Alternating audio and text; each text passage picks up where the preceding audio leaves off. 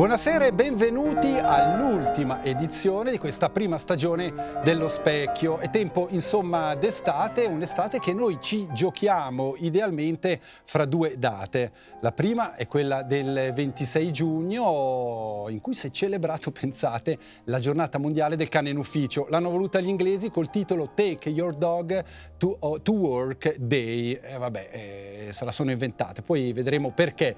La seconda data è quella che ci porterà verso settembre, è quella del 26 agosto e lì si celebra la giornata canonica del cane. Insomma, il calendario ci suggerisce che facciamo bene ad invitare un'esperta istruttrice cinofila, Elena Dallara. Diamo il benvenuto alla nostra ospite. Buonasera. Buonasera a tutti. Allora, il cane Carlino funziona in entrata o no? Il cane Carlino funziona, i colori sono bellissimi. Allora, io non sapevo che ci fosse addirittura la data, la giornata mondiale del cane in ufficio. Un Carlino sì, magari lo si può anche portare, ma lei allora, non lo sapevo neanche io, per dir la verità, ma ormai si fanno giornate per tutti i temi. Niente, portare il cane in ufficio, se uno può, è una buona cosa, però chiaramente bisogna lavorarci su un attimo, perché il cane in ufficio comunque non deve disturbare gli altri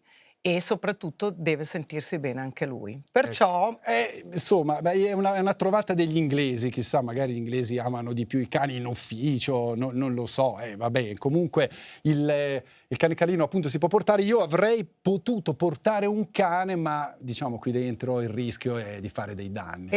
Penso proprio di sì, siccome conosco anche il cane, penso magari che lui forse si sentiva un po' costretto. Allora, siamo partiti con l'incanto del notturno di Chopin. Elena Dallara, perché ha voluto iniziare questo nostro incontro con questo pezzo? Ma prima di tutto ero in difficoltà, perché a me piace in genere la musica, perciò spazio un po' in tutti i generi, però è vero che questo è un pezzo, ce l'ho anche in macchina, che già da bambina, quando lo sentivo, non so, mi faceva sentire leggero, ma mi viene proprio anche adesso, quando lo sentivo, di fare questo movimento. Cioè, poi io non ho il fisico da ballerina, ma l'idea è proprio che mi sento leggera, scorrere, no? Con questi tasti, con queste note, e lo ascolto spessissimo ed è una cosa che mi rilassa anche tanto. Allora, ha parlato di un'età bambina, quella dell'infanzia. Dove la svolta? Sono cresciuta in un ambiente particolare, io sono cresciuta negli alberghi, perché mia mamma era una stiratrice ed era un agriturismo, cioè era un albergo di 5 stelle, e mentre che mia mamma lavorava io ero fuori con gli animali, non so, la svolta con gli animali, sì, io ero spesso con gli animali, con i cani, ma soprattutto anche le capre. Campagna zurighese, vicino alla città, alla città, però comunque in campagna, cioè per andare a scuola dovevo camminare un 20 minuti abbondanti attraverso il bosco per arrivare a scuola, e così anche a mezzogiorno a casa. Esattamente, cioè non c'era il taxi come si fa un po' oggi, ma proprio camminavo. Oppure il trottinette elettrico non c'era. Non c'era, ma non c'era neanche il trottinette, cioè c'era quello semplice, ma che non si poteva. Oppure Zufus, no? Zufus, per era dirla nella sua lingua sì, madre, che è il tedesco. Infatti, agriturismo mi sorprende, sono strutture che poi sono diventate di moda più recentemente, ecco. Cioè io dico, infatti era una cosa innovativa, era dal Mövenpick, adesso lo dico, però se io penso a quell'infanzia lì, non so, bellissima, io posso dire questo, bellissimo l'ambiente. Vivevo in albergo, perciò i miei genitori erano divorziati, mia mamma era una stiratrice, però la mia colazione era con 100 persone. Cioè vivevo solo in una stanza, come spesso, no? Negli alberghi hai le stanze per il personale, però il ricordo che io ho è bellissimo, multinazionale, cioè già da piccolissima mi ricordo che sapevo distinguere tra spagnolo, portoghese, mi ricordo i spagnoli alla sera dopo il lavoro che erano lì, che suonavano la chitarra. Che il personale era spagnolo. Sì, spagnolo, germanici, c'erano anche degli arabi, cioè multietnico, perciò io sono cresciuta multietnica e Però il ricordo è bellissimo, cioè sempre con questa gente dove c'era un'allegria, si lavorava, perché nella ristorazione si lavorava davvero tanto, però io per esempio ero in cucina, ero la cocca di tutti, mi ricordo lo chef che mi prendeva in braccio e poi quando arrivavano le aragoste via aereo, che erano vive, non so, io giocavo in cucina Con le aragoste. con le aragoste, no? Cioè, E il cane c'era il cane c'era il famoso San dell'agriturismo. Bernardo, che è stato il cane, la prima ringhiata l'ho presa da lui e io ho capito immediatamente.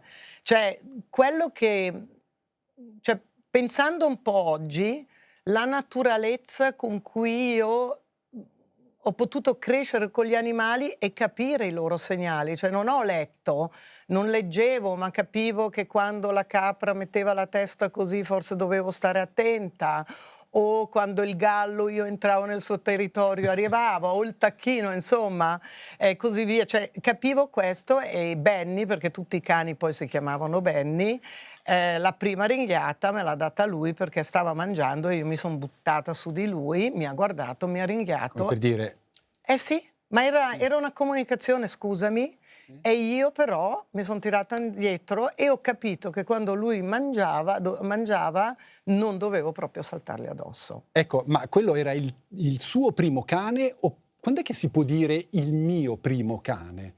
Quando è che un cane diventa nostro? Forse quando lo scegliamo consapevolmente. Cioè non era il mio cane, era il cane della struttura, però siccome io ero lì con gli animali, giocavo con loro, giravo i boschi, a piedi nudi nelle uova, dei girini, insomma facevo cose così, no, molto selvatico. Secondo me io avevo 2 angeli custodi e a 20 anni erano esauriti, perché veramente ho potuto vivere in una grande libertà e credo che il cane diventa tuo quando tu lo scegli o quando sei in un'età, se no era il cane della struttura. Cioè non si andava a passeggio, stava lì, era il tipico guardiano della struttura. Quindi un talento naturale di Elena Dallara a relazionarsi con gli animali, un po' costruito in questo agriturismo pieno di animali, però ci vuole un talento particolare per approcciarsi agli animali, per Sì. leggere i loro segnali che emanano. Sì, assolutamente sì, poi ti devono piacere. Cioè a me piacevano, io mi sentivo bene, li guardavo, li osservavo, ma anche le colombe che c'erano, no? Le osservavo, una si è rotta un'ala, c'era lì il custode che mi ha aiutato a metterla a posto l'ala, questa qui veniva a scuola con me sulla spalla. Cioè secondo me si deve avere anche un'inclinazione a voler conoscere un'altra specie, cioè venivano le mie amiche, era più il pet, le caprette che tocchi, Sì. ma poi si giravano di là e andavano. E andavano, E invece, insomma.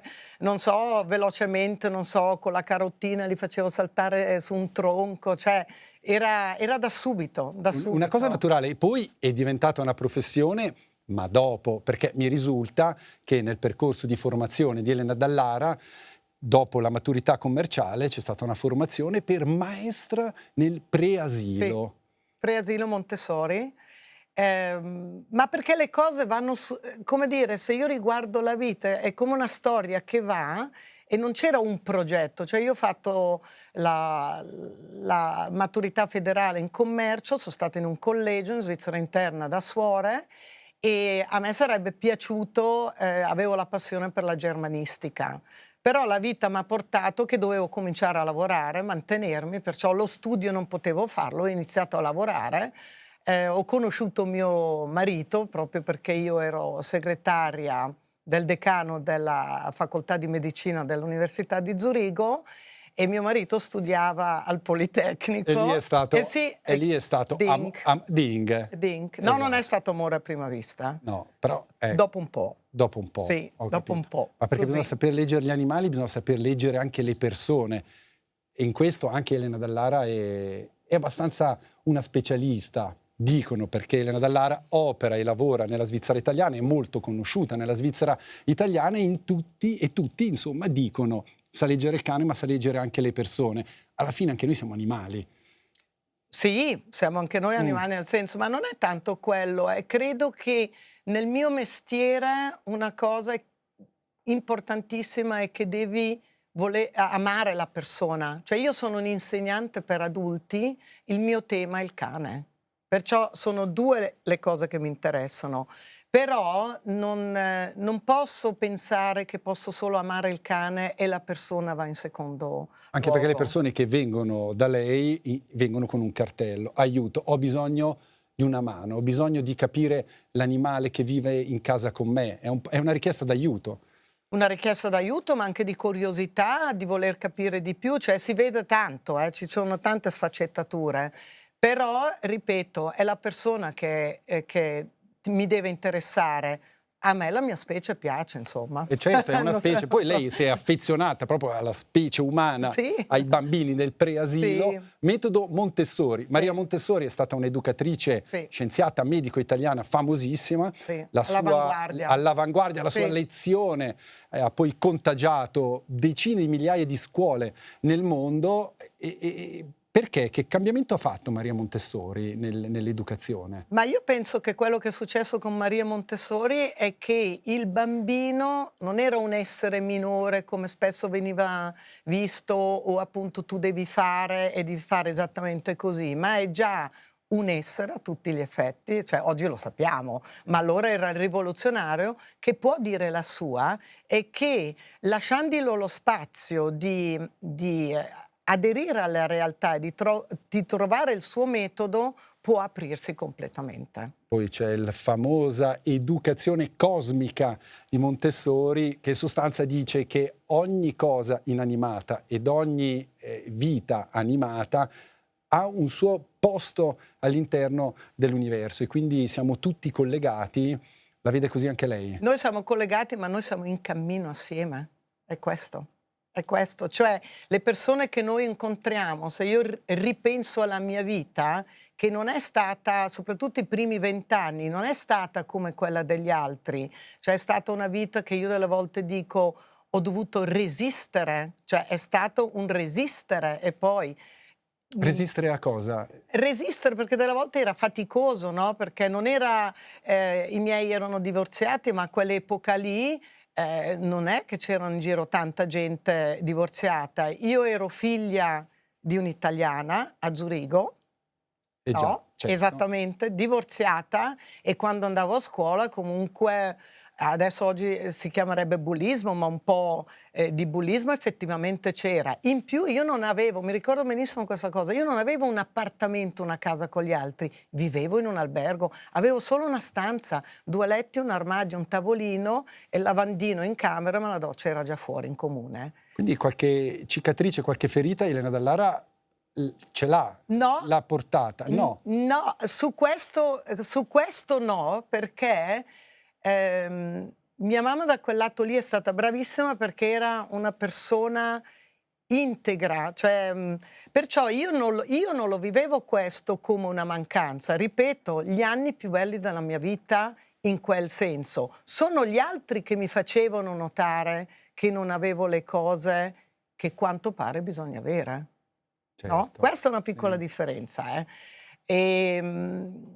ferite sì, ma non di più di altri, perché in questa vita ho visto tante, forse famiglie, diciamo, normali o così come dovrebbero essere, però ognuno di noi deve affrontare una ferita, perché è così, ognuno di noi deve fare un cammino e partendo da sé. Perciò è come se questa cosa è irrilevante, importante è che uno punta dov'è la felicità e vada dietro a quella cosa lì. Certo, e la felicità la sanno portare ovviamente i cani, su Sì. questo non c'è dubbio, ma quando è nata la relazione fra uomo e cane? Beh, è una storia vecchissima, è una delle storie più vecchie, si parla chiaramente di 15.000 anni fa, si parla dei lupi, dei soggetti diciamo più docili che si avvicinavano a questi gruppi di persone, ma perché era una win-win situazione, cioè trovavano i rifiuti e loro mangiavano, perciò mangiare più facile, però nello stesso momento, siccome giravano, c'era protezione, esattamente una difendeva. protezione. E poi dopo da lì si dice che appunto quello che si sa è che forse le persone, anche lì c'era una passione con quel lupo lì che aveva quel mantello e cominciavano a incrociare forse i soggetti che più ci piacevano. Perciò è Capisco, una quindi storia una vecchia. storia che ci porta nella preistoria in Sì. sostanza. Quindi l'uomo prende il lupo e il lupo prende l'uomo per mutuo soccorso, per fare un pezzo di strada per fare un assieme. pezzo di strada assieme. A me sorprende che quel pezzo di strada assieme però continua e come viene Esattamente. rappresentato anche nella storia dell'arte, dagli egizi fino al bestiario medievale. Intanto proprio dal Medioevo ci giunge questa immagine di Giotto di San Francesco con il lupo, che si mette bene, devo dire, Sì. San È perfetto San Francesco. Francesco, Ecco, questo Cioè, è come mette la mano, come non si butta sul lupo, cioè non lo spaventa. Appunto, è no. una storia fino a Walt Disney, ma fino alle sue giornate che sono piene di clienti, Sì. di famiglie, di uomini, di donne, di bambini che vengono con il cane. È una storia lunghissima. Paul Valéry dice: il cane è tutto nel suo sguardo. A me sorprende, oggi è vero, cioè io capisco nella preistoria l'uomo aveva paura e il lupo serviva da protezione, faceva Sì. territorialità, Sì. si andava a caccia insieme. Sì. Ma oggi andiamo a fare la spesa al supermercato, viviamo nei carrelli, quindi cos'è che ci lega oggi ancora ai cani? Ma ci assomigliano tantissimo, cioè la vita emozionale, cioè le emozioni che proviamo noi, anche le malattie psichiatriche, tra l'altro il cane le può avere esattamente come noi. Perciò c'è questa empatia che scatta immediatamente perché ha anche una fedeltà, un'appartenenza, no, alla persona. Poi certe razze di più, certe di meno, no? Perché poi noi ci abbiamo messo mano e abbiamo creato le razze con delle caratteristiche che volevamo noi.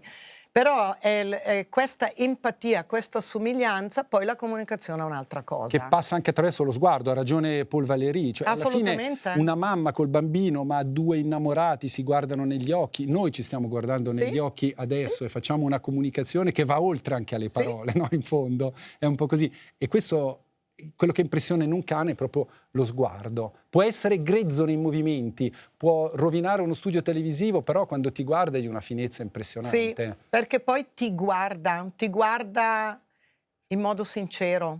Senza giudizio. Senza giudizio, ti guarda in modo sincero, ti guarda in modo aperto, ti guarda davvero dentro. Cioè io ho questa impressione anche quando lavoro con i miei cani, ma anche con i cani dei clienti, che dopo nasce una relazione, perché nasce inevitabilmente anche una relazione con me, così deve essere.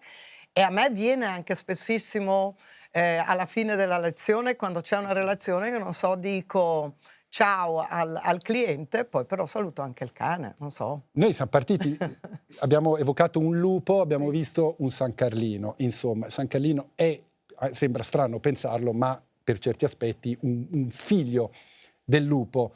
Vabbè, insomma, noi adoriamo la biodiversità, ma l'uomo con tutti questi incroci ogni tanto ha generato degli animali che francamente un po' a me impietosiscono. Vedi magari il cane che soffoca nel suo respiro, oppure quello che non riesce a camminare. Siamo per la biodiversità ovviamente, ma ci siamo spinti forse un po' lontano nella manipolazione della natura. Assolutamente, ma questo non si vede solo coi cani, si vede su vari ambienti, che adesso io non voglio toccare questo tema, ma il problema è che come se a un certo momento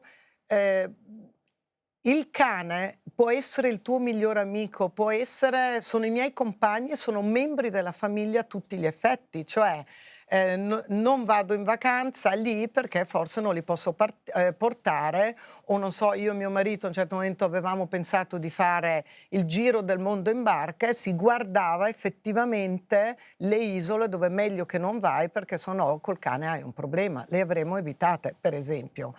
Quello che adesso succede è che come viene a mancare un rispetto dell'altro, però d'altronde è quello che io posso osservare in una mancanza di rispetto anche tra di noi, cioè non siamo capaci a farlo tra la nostra specie. Figuriamoci coi Esattamente, figuriamoci se è coi con cani. un'altra, perciò cominciamo a creare il cane che diventa la risposta di qualcosa che manca a me.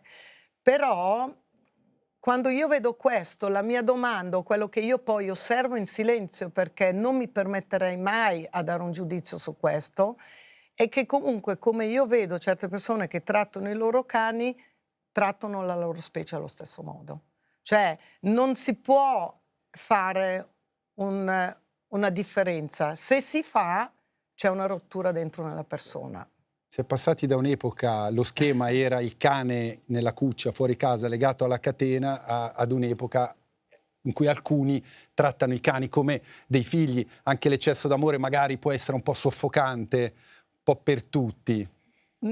Allora, sulla parola figlio vorrei dire qualcosa. Se Ecco. sono membri non lo paragono, ma voglio dire li tengo molto in considerazione. Perciò anche durante le lezioni io posso fare dell'analogia col figlio, che per esempio il cane fino a 2 anni ripercuote tutto, cioè Ok. cucciolo, adolescenza e così via, in 2 anni i nostri figli lo fanno in 18.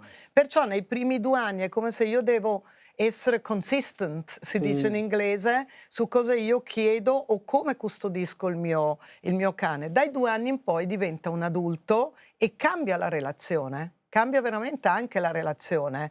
Non è mai una relazione di dominanza. Prima può essere una genitorialità per dare l'aspetto giusto e poi diventa per me anche un amico. Ma certo non bisogna mai sottovalutare l'amore che si ha per i cani, che sono quasi proprio dei familiari, Sì. ovviamente, e infatti il lutto che subiscono certe persone quando perdono un cane può essere devastante, ma lo si può capire. Assolutamente. Lei si ricorda cosa ha provato quando ha perso uno o Vabbè, io ho più dovuto cani? appena addormentarne uno agli inizi di dicembre, che era.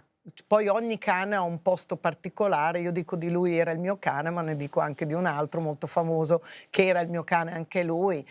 È un dover lasciare andare, c'è un distacco, non c'è più una fisicità, perciò lutto vuole anche dire che certe abitudini durante la vita, durante il giorno cambiano, perché lutto sono cose concrete, è la presenza che viene a mancare, ma non so, c'è il saluto alla mattina che viene fatto in un certo modo che viene a mancare, ci sono tante cose, sono piccoli gesti del quotidiano che vengono a mancare e il lutto è importante a farlo, cioè lasciarsi toccare anche da questa tristezza, e questo io lo dico anche Ecco, sulle appunto, persone, che di non parole... coprire. Che parole usa per confortare le persone che vengono da lei che hanno perso un cane? Ma uno, comunque mi dispiace perché il dolore di una persona va sempre preso sul serio. Quello che io dico spesso alle persone è di lasciarsi toccare di questo dolore, cioè delle volte mi dicono prendo subito un altro cane e anche qui non c'è uno schema, perché la persona è unica nel suo essere. Io sono Elena, non sono un'altra, perciò posso forse prendere di nuovo un cane anche in modo ravvicinato, però quello che io raccomando è di fare un lutto, di lasciarsi toccare del dolore, perché il dolore è quella cosa che ti permette di riconoscere la felicità dopo. Se invece chiudi perché fa male, c'è una chiusura in atto. E se arriva un altro cane non è quel cane lì. È di nuovo una nuova relazione, un nuovo inizio, un riscoprire ma chi sei tu, anche se sei della stessa razza, no? Poi ci sono dei dolori individuali e personali, ma anche Assolutamente. dei dolori collettivi, sociali. Per esempio, un dato che ho estrapolato dal sito del Cantone dice che negli anni del Covid la popolazione canina in Ticino è passata da 30.000 a 35.000, cioè c'è stato un balzo avanti enorme. Lei come se lo spiega? Ma io me lo spiego proprio per questa solitudine profonda che l'uomo al giorno d'oggi ha. È quello che io dicevo prima, cioè il cane deve essere un di più che io scelgo, ma non deve essere la risposta che riempie un vuoto che è dentro di me. Cioè è una sottigliezza, forse non riesco a spiegarmi, No, ma è però molto chiaro, sì, è chiaro sì. la cosa. Perciò io credo che nel Covid, che è stato davvero un periodo durissimo, perché è andato a toccarci e minarci sulla sicurezza, la base, no? La sicurezza, è stata minata questa sicurezza, lì escono gli scheletri che uno ha nell'armadio e si aveva forse più tempo, anche la questione di non saper stare in una noia, che è la questione di Montessori, cui vorrei riallacciarmi, cioè far annoiare, no? Per far nascere qualcosa di nuovo. Solitudine, perché certa gente era a casa da sola, l'animale ti dà compagnia, cioè il cane ti dà una grande compagnia perché ti corrisponde, perché ti riconosce. Ma allora come la mettiamo? Che lei ha 3 cani, un marito e 4 figli. È una bella tribù. È una bella tribù, sì. Allora, niente, che sto benissimo, grazie, sono felice, sono contornata da affetti. Da tanti cuori. Da tanti cuori, sono contenta. Ma Della mia lei tribù. si reputa, mi scusi la domanda messa lì un po' così, ma insomma, si reputa una moglie, una mamma migliore in quanto esperta, in quanto istruttrice cinofila? Questa è una domanda difficile perché ultimamente quando guardo i miei figli che sono adulti, sono delle belle persone. Belle persone non vuol dire che hanno fatto delle scelte, perché anche questo va detto, però sono belle perché vedo quei valori che a me interessano, la sincerità, l'onestà nel lavoro, ci sono dei valori che a me interessano, io lo vedo nel loro. Ecco, mi sarebbe piaciuto poter fare lo studio del cane, ma della teoria d'apprendimento, di come funzionano certe cose, prima, perché prima io avevo sempre cani, ma lo studio è arrivato dopo, quando i bambini erano già qua, perché modificherei certe cose, lascerei andare su certe cose molto di più, invece su certi aspetti ero un po' rigida. Questo mi dispiace. No, assolutamente. Ecco. Allora, sa, una delle grandi equivoci, cinofilo e cinefilo. A lei piace il cinema anche, non solo i cani. Vediamo che cosa ci ha portato. Signori giurati, dalle testimonianze e dalle prove raccolte è evidente che il delitto è stato consumato con fredda determinazione. Per il potere conferitomi dallo Stato del Maine, l'imputato è condannato a 2 ergastoli, uno per ciascuna delle sue vittime. Così è stato deciso.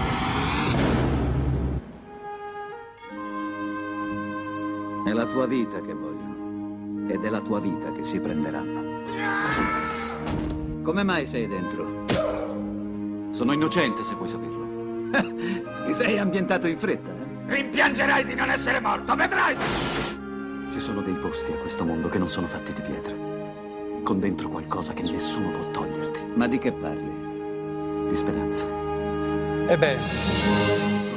Elena, abbiamo poco tempo davvero per capire perché ha voluto portare Le ali della libertà, un film del 94 tratto da un romanzo di Stephen King con Tim Robbins e Morgan Freeman. La storia di un'incarcerazione ingiusta. Sì. Ed è una storia di libertà, Le ali della libertà.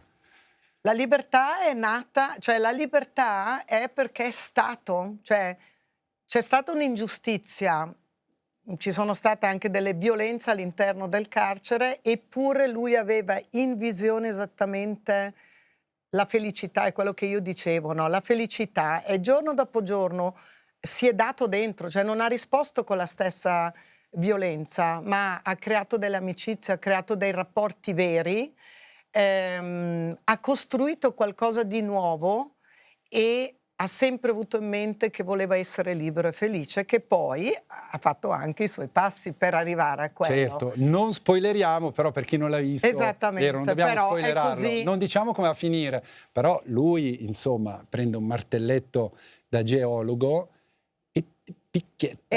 E a piccoli passi che poi otterrà la libertà. Granellino dopo granellino, no? Sì. otterrà la libertà. Sì. Questo non lo sappiamo, la gente deve guardare. E questo la gente deve guardarlo. Insomma, un po' The Call of the Wild, no? Per citare Jack London, un altro autore che ha trattato, fra tanti altri, il tema dei cani. A quella, anche se addestriamo i cani, anche se li imbrigliamo, anche se li rendiamo tanti simili a noi, comunque un po' di Call of the Wild bisogna sempre lasciarlo. Assolutamente, questo è il rispetto dell'altro.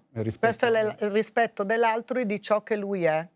E perciò questo è fondamentale. Volevo solo rimandare anche al filmato, perché l'avete fatto vedere, quella scena dell'uccellino. Sì, quella è commovente. È commovente perché appunto è un animale, ci risiamo, no? Perché sono appassionata, lavoro anche con altre specie animali, no? Non solo i cani. E qui si vede, no? Il fatto, questo animale, lui lo nutre, però gli dà calore, è quello che sta con lui. Perciò capisce che noi siamo davvero tutti collegati e avendo questo profondo rispetto, ed è quello che io facevo da bambina. Io osservavo gli animali, non li usavo mai come dei pet. Questo devo dirlo, poi me lo dicevano anche loro, cioè il calcio dell'asino, me lo ricordo ancora adesso. Morsi? Morsi no, io non sono mai stata morsa da un cane, mai. Cioè al limite era una ferita di una svista, ma io non sono mai stata morsa perché appunto leggendo o guardando negli occhi capivo quando dovevo prendere le distanze e le prendevo perché un altro me lo chiedeva. Elena Dallara, veramente grazie, starei ad ascoltarla ancora per tutta l'estate, però purtroppo dobbiamo chiudere qui. Siamo partiti col notturno di Chopin che a lei mette le ali, abbiamo chiuso con un piccolo uccellino che si farà e che volerà. E voleremo Storie di libertà. Grazie Elena Dallara per essere stata in nostra compagnia e grazie anche a voi per averci seguito questa domenica e ne approfitto per dire che ci avete seguito anche numerosi per tutto quest'anno. È stato veramente un piacere, una bella esperienza fare questa prima stagione dello Specchio, ma torniamo a settembre dopo il 26 agosto, giornata mondiale del cane. Buona serata e buona estate.